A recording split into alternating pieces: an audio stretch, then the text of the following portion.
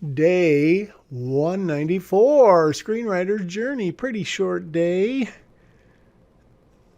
It's, it continues to be oh so funny that I'm still about 6 weeks ahead of time, and I look at what I'm working on at the time, and I'm not cringing.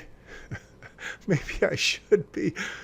Uh, I must say, in my series of spoiler alerts, that I'm kind of excited about what I'm working on today, which is March 23rd. Not that I'm not excited about what I wrote on February 8th, 9th, sorry. Um,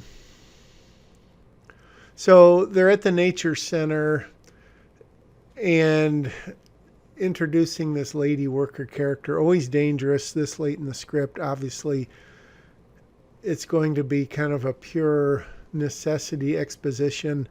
So I'm thinking, what kind of story can I give her? And I've done this in some scripts where I actually had some like minor characters with some kind of motivations that fleshed them out a little bit. And I think I eventually got to that place with this character.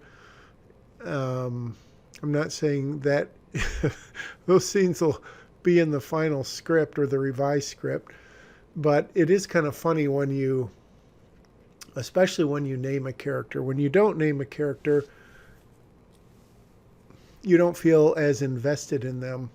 I guess that's just normal, and so in this case, she doesn't have a name, but it's funny when you write a character and then you cut that scene out or you eliminate them, you kind of feel bad for them. Like, oh, an actor or an actress just lost a chance at a breakthrough role or something. But you always got to do it for the good of the story. One thing that's going through my mind as I got this idea of going to this state park, this big bend, Beaver Bend or whatever it's called, is certainly the cabins are going to look different from Eagle Creek Escape, because I went on the internet and I did some research. But no matter what, having two different cabins being sort of at two focal points of the story, I'm not sure if that's a good idea or not. Obviously, in the first one, they went to that trampoline park, which was kind of an unusual place, kind of a cool place. It gave literally them space that they could move around and do stuff. But then it presented a bunch of other problems. And now, if in fact I'm going to take away this DNA testing idea, or skirt the issue somehow so that it's already been done or it's not brought up or something, then the need for them to wait kind of goes away. And all they really need to do is wait for the jet to fly there from like 3 hours away or whatever, 2:45. So back to the question of the cabins. Do I really want another kind of cabin? You can't really beat, in my mind, the woods, the trees, nature, places where fun, cool, dangerous, exciting, thrilling stuff can happen running around the woods. Everybody ran around the woods when they were a kid. In fact, quick story, when I was in Germany after college, just for like 3 days, I was on a whirlwind trip. Oh, day's over. Well, I'll tell you anyways. I was in the Black Forest. I was staying at a hostel. I think I stayed there 2 days.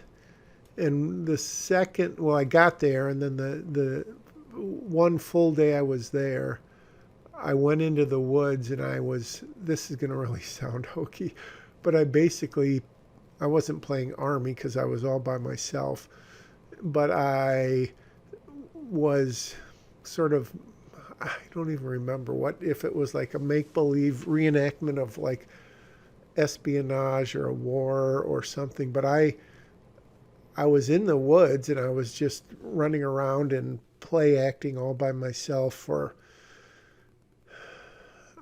I don't know, 2 hours or 3 hours. It was literally something that probably very few people in the history of the world have done for good reason. But it was just, it was just crazy. But it was a ton of fun. Anyways, that's my story for day 194. Nose is a little snuffy.